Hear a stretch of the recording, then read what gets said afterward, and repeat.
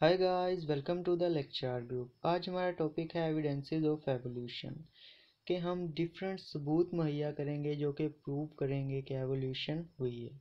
हमें पहले तो पता होना चाहिए कि एवोल्यूशन क्या होती है, फिर हम उसको प्रूव भी करेंगे। तो एवोल्यूशन बेसिकली दोस्तों आपने देखा होगा कि आप कोई भी चीज़ ले लो ज़िंदगी में आपके, लाइक कोई गाड़ी ही है, तो उसकी जब वो पहली बार बनाई गई थी तो कितनी खस्ता हालत थी, यानी ना उसकी इतनी स्पीड थी ना उसकी कोई अच्छी शेप थी। ठीक है। लेकिन वक्त के साथ साथ उसको इंसान मॉडिफाइड करता गया, उसमें जो है तरक्कियां आती गई और वो जो है उसकी स्पीड अब के दौर में कितनी फास्ट हो गई है और उसकी शेप कितनी ज़बरदस्त आने लग गई है और आहिस्ता आहिस्ता जो है मज़ीद बेहतरी की तरफ जाती जा रही है। इसी तरह जो है मोबाइल फ़ोन देख लें या कोई भी चीज़, वो आहिस्ता वक्त के साथ साथ कितनी बेहतर होती जा रही है। ठीक है। तो लिविंग ऑर्गेनिज्म जो हैं वो भी तो, उनमें भी तो बेहतरी होनी चाहिए ना वक्त के साथ साथ।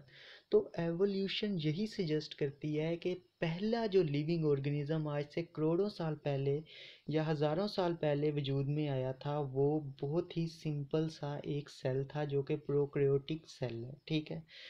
उसने जो है वो अपने अंदर डिफरेंट अडाप्टेशंस की, इवॉल्वमेंट की और वो आहिस्ता आहिस्ता मल्टी सेलुलर हुआ। फिर वक्त के साथ साथ उसने अपने अंदर मज़ीद तब्दीलियाँ की और वो डिफरेंट स्पीशीज़ बनाता गया और डिफरेंट ऑर्गेनिजम्स बनाता गया और इतने सालों बाद उसने जो है वो ह्यूमन जितने कम्प्लेक्स ऑर्गेनिज्म बना दिए, मैमल्स जितने, फिशेस जितने, रेप्टाइल जितने कम्प्लेक्स ऑर्गेनिज्म जो हैं वो बना दिए। तो ये है एवोल्यूशन के वक्त के साथ साथ जो है वो चीज़ें इवॉल्व करती हैं, तरक्की करती हैं। अब इसका जो है वो सबूत जो कि डार्विन ने पेश किए थे, वो बेसिकली दो सबूत थे, वो बहुत ही इम्पोर्टेंट है। एक है बायोजियोग्राफी और दूसरा है फॉसिल रिकॉर्ड। तो पहले हम बायोजियोग्राफी को डिस्कस करते हैं। जब आपने बायोजियोग्राफी को लिखना है दोस्तों अपने पेपर में, तो आपने सबसे पहले इसको डिफाइन करना है कि होती क्या है। तो bio mean life, Jio mean earth and graphy mean distribution. तो लाइफ जो है वो अर्थ पे कहाँ कहाँ पे कैसे कैसे डिस्ट्रीब्यूटेड है, इसको, इसकी स्टडी को हम बायोजियोग्राफी कहते हैं कि किस जजीरे पे कैसी लाइफ है, किस लोकेशन पे कैसी लाइफ है, या वहाँ पे कौन कौन सी वैरायटी है लाइफ की, उसकी स्टडी करनी। ठीक है। और उससे जो है वो कोई नतीजा अखज़ करना एवोल्यूशन के बारे में, उसको हम कहेंगे बायोजियोग्राफी। तो बायोजियोग्राफी कैसे ऐसा एविडेंस हम पेश कर सकते हैं। तो दोस्तों जब डार्विन ने एक सफ़र के दौरान अपने डिफरेंट आइलैंड्स का मुशाहिदा किया, तो उसे पता चला कि जो आइलैंड्स हैं उनकी नेटिव स्पीशीज, जिसे एंडेमिक स्पीशी भी कहते हैं, यानी कि मुकामी स्पीशीज़ जो थी, वो एक साथ वाले आइलैंड्स या डिफरेंट आइलैंड्स की जब उसने मुशाहिदा किया तो देखा कि सब में सिमिलैरिटीज़ थी कुछ। तमाम स्पीशीज़ जो कि एक ही आइलैंड पे पाई जाती थी, कोई एक स्पीशी जो एक ही आइलैंड पे ख़ास है, वहीं की है। ठीक है। वो वहीं पे पाई जाती है, लेकिन साथ वाले आइलैंड पे एक और स्पीशी पाई जाती है जो उससे कुछ सिमिलैरिटीज़ रखती है। ठीक है। तो ये सिमिलैरिटीज़ क्यों रखती है, क्योंकि पहले हमें पता है कि तमाम आइलैंड जो हैं वो एक ही जजीरा होता था, बाद में जो वाटर की वजह से सेपरेशंस होगी और 7 जजीरे बन गए। ठीक है। तो वो पहले ऑर्गेनिज्म एक ही था, उसने अपने अंदर अडाप्टेशन करके एक स्पीशीज़ बनाई। ठीक है। वो एक दूसरे से सिमिलैरिटी इस वजह से रखती हैं कि वो एक ही ऑर्गेनिज्म से बनी हैं। ठीक है। एक ही सिंगल सेल ऑर्गेनिज्म से बनी हैं, लेकिन उनमें जो डिफरेंस हैं वो किस वजह से हैं कि वो डिफरेंट इन्वायरमेंट में डिफरेंट अडाप्टेशंस उनमें हुई, तो वो जो है डिफरेंट स्पीशी बन गई। इसी तरह डार्विन ने जो आर्मेडिलोज हैं उसकी एग्जांपल दी कि आर्मेडिलोज जो कि ऑस्ट्रेलिया में पाए जाते हैं, जब डार्विन ने देखा तो उस एक आर्मर्ड ऑर्गेनिज्म है। ठीक है। आर्मर उसकी बैक पे बना होता है, तो वो छोटे छोटे से ऑर्गेनिज्म थे। डार्विन ने उसे देखा तो उसे काट के खा गया। ठीक है। और उसने उसका जो गोश्त का जायका था वो जानवर परिंदों से मिलता जुलता उसे फील हुआ। बाद में जब वो डिफरेंट लोकेशन पे गया तो वहाँ पे उसने उसी आर्मर टाइप जो उसके ऊपर था, वो बड़े बड़े आर्मर उसने देखे लगे हुए। तो उसने जब लोगों से दरियाफ्त किया तो उन्होंने बताया कि यहाँ पे ऑर्गेनिज्म थे जो बहुत बड़े बड़े उनके शेल थे, आर्मर थे। तो उसने ये अंदाज़ा लगाया कि ये जो बड़े ऑर्गेनिज्म थे, यही जो है वो मॉडिफाई किया है इन्होंने खुद को बचने के लिए, जो है ताकि इजीली शिकार ना बन सके, नज़र ना आए, और छोटे छोटे ऑर्गेनिज्म बन गए। यानी कि यहाँ से एक और हमें जो है एग्जांपल मिलती है। दूसरी जो है बायोजियोग्राफी में हम एग्जांपल देते हैं वो टर्टल्स हैं। देख आपने टर्टल्स देखे होंगे, डिफरेंट आइलैंड्स पे डिफरेंट किस्म के होते हैं। बेसिकली वो एक ही स्पीशीज से हैं, लेकिन उनके ऊपर जो है पैटर्न्स डिफरेंट होते हैं, ठीक है। उनका जो बैक शेल होता है उसके ऊपर डिफरेंट पैटर्न्स बने होते हैं। किसी की नेक जो है वो लॉन्ग होती है, किसी की शॉर्ट होती है, किसी के ऊपर डिफरेंट डिज़ाइन होते हैं उसके जो बैक पे शेल होता है या कवर होता है। तो उसमें छोटी छोटी सी ये जो डिफरेंसेस हैं ये क्यों हैं, ये इसी वजह से कि ये पेरेंट तो इनका सेम है, लेकिन आगे डिफरेंट जगह पे डिफरेंट लोकेशन पे इन्होंने अपने ऊपर डिफरेंट डिफरेंट जो हैं वो अपने ऊपर जो है वो इन्होंने मॉडिफिकेशंस कर ली हैं उस माहौल के मुताबिक। दूसरा जो हमने दोस्तों एविडेंस देना है वो है फॉसिल्स रिकॉर्ड। तो फॉसिल क्या है, बेसिकली हमें जब भी ये इसको आपने अटैम्प्ट करना है तो इसमें पहले डेफिनेशन देनी है। फॉसिल दोस्तों हम कोई भी रिमेन, ऑर्गन या कोई भी चीज़, इवन ट्रेस या इम्प्रेशन ही किसी चीज़ का, ऐसे ऑर्गेनिज्म जो कि पहले थे लेकिन अब ख़त्म हो चुके हैं, उनका हमें मिल जाए तो हम उसको फॉसिल कहते हैं, ठीक है। फॉसिल से हम जो है वो डिफरेंट स्टडी कर सकते हैं कि वो किस चीज़ का बना हुआ था, उन वो कब का था, कार्बन डेटिंग वगैरह से हम उसकी एज भी मालूम कर सकते हैं। तो ये बनते कहते हैं कैसे हैं फॉसिल, जैसे कोई स्नो पे चीज़ मरी तो उसके ऊपर जो है वो बर्फ़ ने कवर कर लिया उसको और वो प्रिजर्व होगी। जैसे कि आपको पता है कि बैक्टीरिया जो है उस पर अटैक नहीं कर सकते, उसको नहीं खा सकते। बाद में कहीं कोई ह्यूमन गए तो उन्होंने वहाँ से डिस्कवर कर लिया उसे। इसी तरह जो है रॉक्स के अंदर दब जाती हैं चीज़ें, ठीक है। तो उनको ऑर्गेनिजम्स खा जाते हैं, माइक्रो ऑर्गेनिज्म, लेकिन कुछ उनके जो हैं शेल्स वगैरह वो हार्ड होते हैं तो वो वहाँ के वहीं रह जाते हैं। कई बार सब कुछ खाया जाता है और जस्ट वहाँ पे एक इम्प्रेशन पड़ जाता है कि इस तरह की चीज़ यहाँ पे थी, वो इम्प्रेशन कहलाता है, ठीक है। तो उससे भी जो है वो हम एज वगैरह जो है वो, या हमें डिफरेंट चीज़ें मालूम हो जाती हैं, शेप वगैरह। तो जो सबसे पहला जो है वो फॉसिल यानी सबसे पुराना, अगर हम टाइम स्केल पे देखें, एक टाइम स्केल होता है उसमें हमने ऑर्गेनिजम्स को प्लेस किया है, तो जो सबसे पुराना ऑर्गेनिज्म है वो क्या है, प्रोकैरियोट्स, प्रोकैरियोटिक सेल्स, ठीक है। उसके बाद अगर हम वर्टिब्रेट्स को देखें, दो तरह के ऑर्गेनिज्म है, एक इनवर्टिब्रेट्स और एक वर्टिब्रेट्स। वर्टिब्रेट्स यानी जिनकी वर्टिब्रा कॉलम होती है। तो वर्टिब्रल कॉलम वाले अगर हम सबसे पहले ऑर्गेनिज्म देखेंगे, सबसे पहले वर्टिब्रल कॉलम वाले कौन से ऑर्गेनिज्म के फॉसिल मौजूद हैं, तो वो फिशेस थी, ठीक है। तो फिशेस सबसे पहली बनी, ठीक है। उसके बाद जो अगर हम फॉसिल रिकॉर्ड का एग्जामिन करके देखेंगे, उसके बाद कौन सी चीज़ें आई वजूद में, तो वो थे एम्फीबियंस, उसके बाद रेप्टाइल्स। तो आप देख सकते हैं कि पहले आपको पता है कि यहाँ ज़मीन के ऊपर ज़्यादा क्या है, वाटर। तो लाइफ स्टार्ट कहाँ पे हुई, वाटर में स्टार्ट हुई, ठीक है। और फिर आहिस्ता आहिस्ता आप देखते हैं एम्फीबियंस क्या होते हैं, एम्फीबियन लाइक फ्रॉग्स, कि वो वाटर में भी रह सकते हैं और खुश्की में भी रह सकते हैं। तो इट्स मीन के फिशेस ने अपने आप को मॉडिफाइड कर लिया कि वो आहिस्ता आहिस्ता जो है वो लैंड की तरफ जो है खुद को ट्रांसफ़र करने लग गई, कि पानी में पहले ऑर्गेनिज्म बने, वो आहिस्ता आहिस्ता जो है वो लैंड की तरफ मूव करने लग गए। यानी कि सिंगल सेल उस प्रोकैरियोट से बने और फिशेस बनी। फिशेस से आगे जो है वो एवोल्यूशन हुई, इवोल्व हुए, और वो फ्रॉग लाइक जो है ऑर्गेनिज्म बने जो कि पानी में भी रह सकते थे और विदाउट वाटर भी, लेकिन कुछ टाइम के लिए। फिर उनसे बने आगे एम्फीबियंस। ये हमें कैसे पता चला कि सॉरी एम्फीबियन नहीं, रेप्टाइल। हमें कैसे पता चला, हमने जब फॉसिल्स रिकॉर्ड देखे यानी कि उनकी एजेस देखी, तो देखा कि सबसे पहले जो ऑर्गेनिज्म था, पुराना ऑर्गेनिज्म, वो फिशेस हैं। उसके बाद जब रिकॉर्ड पे देखा तो उसे टाइम स्केल में प्लेस किया फॉसिल को, तो वो एम्फीबियंस के फॉसिल्स थे। फिर उसके बाद जो देखे तो वो रेप्टाइल्स के फॉसिल्स। इस मीन के रेप्टाइल जो हैं वो एम्फीबियंस के बाद आए हैं, तो मतलब वो एम्फीबियंस से ही रेप्टाइल बने हैं। रेप्टाइल्स का आपको पता है लाइक एलिगेटर्स वगैरह, वो खुश्की के ऊपर ज़्यादा रहते हैं, पानी में शिकार वगैरह के लिए भी जाते हैं, तो उनको भी पानी की ज़रूरत है। तो आप देखें कि कितने मज़े से लाइफ आहिस्ता आहिस्ता वाटर से जो है खुश्की पे ट्रांसफ़र हो रही है, लैंड पे ट्रांसफ़र हो रही है। इट्स मीन के जो है वो एवोल्यूशन हो रही है, ठीक है। उससे फिर आगे मैमल्स बने। मैमल्स जो हैं वो और बर्ड्स ये तकरीबन सेम ही हैं, ठीक है। इनका इरा अगर देखा जाए तो इनके फॉसिल्स देखे जाएँ तो इनकी एज जो है वो सबसे एंड पे आती हैं, रेप्टाइल्स के भी बाद ये जो है वजूद में आए। तो दूसरा जो बनता है हमारे पास एविडेंस वो ये है, फॉसिल्स रिकॉर्ड। अब हम नेक्स्ट पे मूव करते हैं।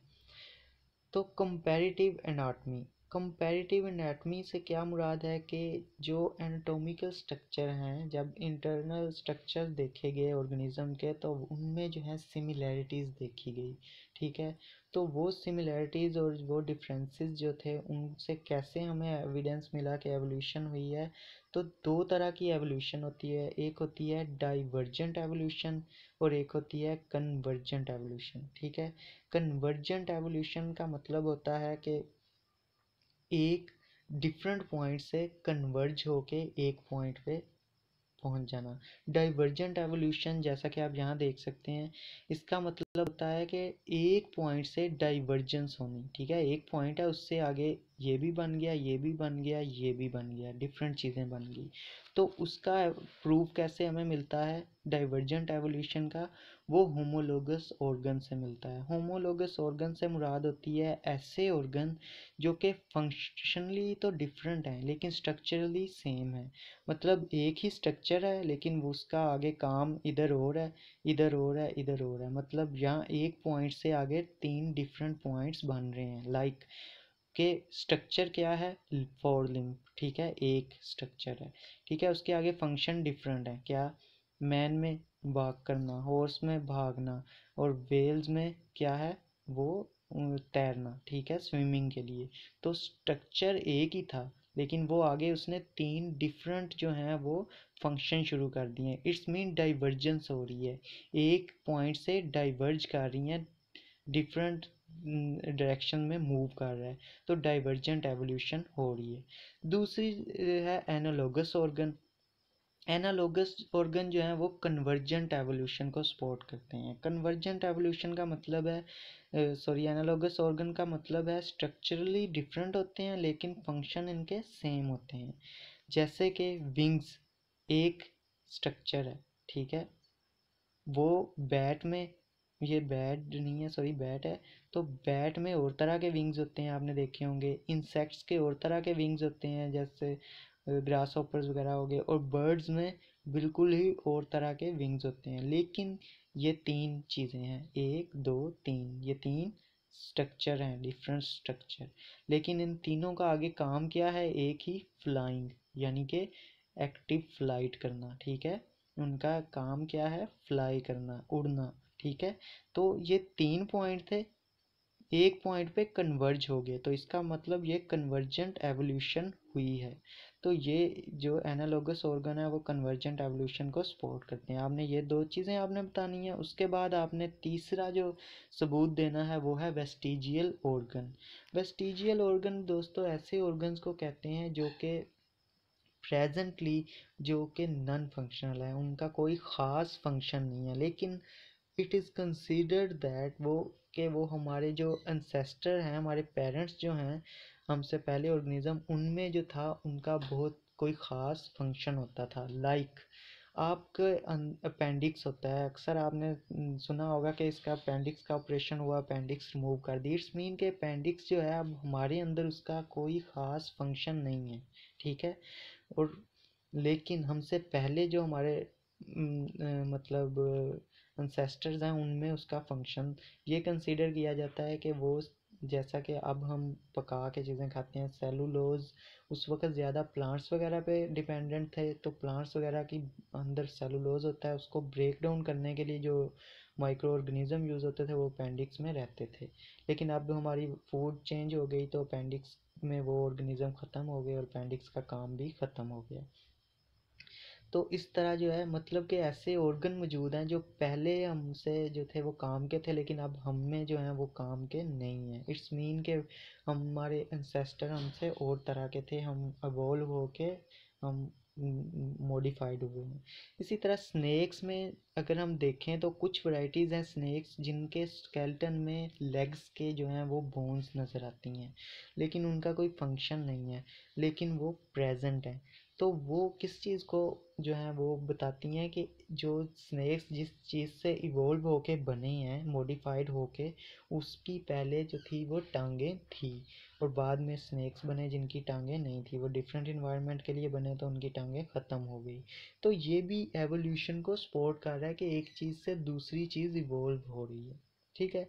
अच्छा, अब थर्ड जो है वो है कंपैरेटिव एम्ब्रियोलॉजी। दोस्तों, कंपैरेटिव एम्ब्रियोलॉजी में आपको पहले पता होना चाहिए कि एम्ब्रियोलॉजी होता क्या है। एम्ब्रियोलॉजी बेसिकली ये है कि एक एम्ब्रियो यानी कि जाइगोट से आगे जब उसमें डिविजन्स वगैरह हुई तो एम्ब्रियो बना, तो उस एम्ब्रियो से एक पूरा ऑर्गेनिज्म बनना। ठीक है। इसके दरमियान जितने भी स्टेजेस से गुजरता है एम्ब्रियो, उसकी स्टडी करना एम्ब्रियोलॉजी कहलाता है। ठीक है। तो जब हम डिफरेंट ऑर्गेनिज्म के एम्ब्रियो के ग्रोथ स्टेजेस को देखें, उसकी डेवलपमेंट को देखें, तो हम देखते हैं कि वो सेम कंडीशन से गुजरता है। इट्स मीन के कोई चीज़ तो कॉमन है हम में, हम सब में कोई चीज़ तो कॉमन थी जिसकी वजह से वो सारे स्टेजेस हम में कॉमन होते हैं, लेकिन बाद में एक वक्त के बाद वो डिफरेंट स्ट्रक्चर्स में हम डिफरेंट मॉडिफिकेशंस कर जाते हैं, लेकिन बेस हमारी सबकी सेम ही है। ठीक है। सेम तरह से ही हमारा एम्ब्रियो जो है वो डेवलप करता है। मिसाल के तौर पे जब भी एम्ब्रियो देखा जाए ह्यूमंस का, बर्ड्स का, फिशेस का, एम्फीबियंस का, तो उसमें जो है सब में एक चीज़ कॉमन मुशाहिदा की गई कि गिल पाउचेस होते हैं एम्ब्रियोलॉजिकल स्टेजेस में। लेकिन बाद में जब ऑर्गेनिज्म जब थोड़े कम्प्लेक्स हो जाते हैं, मतलब हायर स्टेज पे पहुंच जाता है, तो फिर क्या होता है, वो गिल पाउचेस जो हैं वो डिफरेंट काम करने लग जाते हैं। लाइक फिशेस में वो गिल पाउचेस जो हैं वो गिल में ट्रांसफ़र हो जाते हैं, जिसका के काम है रेस्पिरेशन। ठीक है। जबकि ह्यूमंस के अंदर वही गिल पाउचेस जो हैं वो स्ट्रक्चर एम्ब्रियोलॉजिकल वो अब मॉडिफाइड होके स्टेचियन ट्यूब बना देती है। ठीक है। और वो कनेक्ट करती है मिडल एयर को थ्रोट के साथ। ठीक है। तो ये दोनों में गिल पाउचेस थे एम्ब्रियोलॉजिकल स्टेज में, लेकिन बाद में दोनों ने डिफरेंट देखें कितना डिफरेंट जो है एक दूसरे से, वो आगे स्ट्रक्चरली डिफ्रेंशिएट हो गए। इट्स मीन के दोनों का जो पेरेंट है वो सेम है, लेकिन आहिस्ता आहिस्ता इनमें जो है डिफरेंट एवोल्यूशन हुई और डिफरेंट ऑर्गेनिज्म बन गए। तो एम्ब्रियोलॉजी में ये वाली चीज़ जो है वो एम्ब्रियो की स्टडी हमें ये चीज़ सजेस्ट करती है। अब हम लास्ट पे चलते हैं जो कि है मॉलिक्यूलर बायोलॉजी। ये भी एक एविडेंस है और ये रीसेंट एविडेंस है। ठीक है। ये रिसेंटली आइडेंटिफाइड फील्ड है मॉलिक्यूलर बायोलॉजी, जिसमें हमने मॉलिक्यूल्स का मुतालिया किया, तो उससे हमें पता चला कि तमाम जो ऑर्गेनिजम्स हैं उनमें बेसिक एलिमेंट्स जो हैं, बेसिक मॉलिक्यूल जो हैं वो सब में सेम है। इट्स मीन के we all are evolve from one one thing. ठीक है। किसी एक सेल से हम सब जो हैं वो उसी सेल ने अपने अंदर डिफरेंट जो हैं वो मॉडिफिकेशंस करके इतने जो हैं वो कॉम्प्लेक्स चीज़ें बना दी। लाइक लेट्स से कि एक बैक्टीरिया है, आपने पढ़ा होगा कि बैक्टीरिया में भी सेंट्रल डोग्मा सेम होता है। डीएनए, उससे आगे आरएनए बनेगा और आरएनए से आगे प्रोटीन्स बनेंगी। और ह्यूमंस के अंदर भी सेंट्रल डोग्मा यही है कि डीएनए होता है सेल के अंदर, उससे आरएनए बनता है और आरएनए से प्रोटीन बनते हैं और सारी लाइफ रेगुलेट होती है। तो ये एक सिंगल ऑर्गेनिज्म में भी ऐसे ही होता है और एक कम्प्लेक्स ऑर्गेनिज्म में भी ऐसे होता है। तो क्यों है एक जैसा है? इस मीन के हम कहीं ना कहीं कनेक्टेड हैं, हम उनसे ही किसी तरह इवोल्व होके निकले हैं। इस वजह से उनमें भी यही काम हो रहा है और हम में भी यही काम हो रहा है। ठीक है। यही हमें सजेस्ट कर रहा है ना, तो ये एक बहुत जो है वो ज़बरदस्त किस्म का एविडेंस है कि हमारे अंदर भी कार्बोहाइड्रेट्स मिलते हैं। ठीक है, फिशेस के अंदर भी कार्बोहाइड्रेट्स मिलेंगे, इसी तरह आपको एक सिंपल बैक्टीरिया के अंदर भी कार्बोहाइड्रेट्स मिलेंगे। रेस्पिरेशन का प्रोसेस फिशेस के अंदर भी देखेंगे, ह्यूमन के अंदर भी देखेंगे, एक बैक्टीरिया के अंदर भी देखेंगे। रिप्रोडक्शन का अमल हर और लिविंग ऑर्गेनिज्म में देखेंगे। ठीक है, तो ये सब में जो है ये एक कॉमन चीज़ें हैं। इट्स मीन कि हम भी बहुत जो है एक दूसरे के साथ कनेक्टेड हैं। एक ही चीज़ थी जिसने अपने आप को मॉडिफाइड कर करके डिफरेंट कंडीशन में डिफरेंट ऑर्गेनिजम्स बना दिए। तो इसी तरह जो दूसरा इसमें पहला तो सेंट्रल डोगमा है, फिर अंदर बाकी मॉलिक्यूल लाइक प्रोटीन्स आ गए, वो भी सब में डिफरेंट होते हैं। जेनेटिक कोड जो है वो तकरीबन तमाम ऑर्गेनिज्म का काफ़ी हद तक उसमें सिमिलरिटीज़ हैं। लाइक एक जो 3 न्यूक्लियोटाइड का एक सीक्वेंस एक अमाइनो एसिड को कोड करता है, वो तकरीबन सब ऑर्गेनिज्म में उसी अमाइनो एसिड को कंट्रोल कर रहा होता है। ठीक है, तो इसके अलावा साइटोक्रोम सी और ए जो कि रेस्पिरेटरी एंजाइम्स हैं, ये एरोबिक बैक्टीरिया जितने भी हैं एरोबिक ऑर्गेनिज्म, उनमें ये सारे जो साइटोक्रोम सी और ए ये प्रोटीन प्रेजेंट हैं। इट्स मीन कि वो भी किसी एक ही लाइनेज से हैं, यानी एक ही इंसेस्टर से हैं। तो ये सारी चीज़ें जो हैं इस चीज़ पे जो हैं वो इन्फ्लुएंस करती हैं, इस चीज़ को साबित करती हैं, चीखता हुआ जो है इस चीज़ का जो है वो सबूत हैं कि हम सब जो हैं कहीं ना कहीं से एक ही जगह से इवॉल्व होके निकले हैं। हम सब की खसूसियात में बहुत सारी चीज़ें सिमिलर हैं। सिमिलर होने की बेसिस पे हम ये अंदाज़ा लगाते हैं कि हम किसी एक एंसेस्टर की औलाद हैं, जो कि आगे डिफरेंट इन्वायरमेंट में डिफरेंट डिफरेंट कंडीशन में खुद को ढाल के डिफरेंट ऑर्गेनिजम्स बन गए हैं। ठीक है, तो ये था आज का हमारा लेक्चर। आई होप सो कि आपको समझ आई होगी। अगर आपको समझ आई है तो प्लीज़ जो है आपने वीडियो को लाइक करना है, कमेंट करके अपनी राय बतानी है, और आप चैनल को भी लाइक कर दीजिएगा।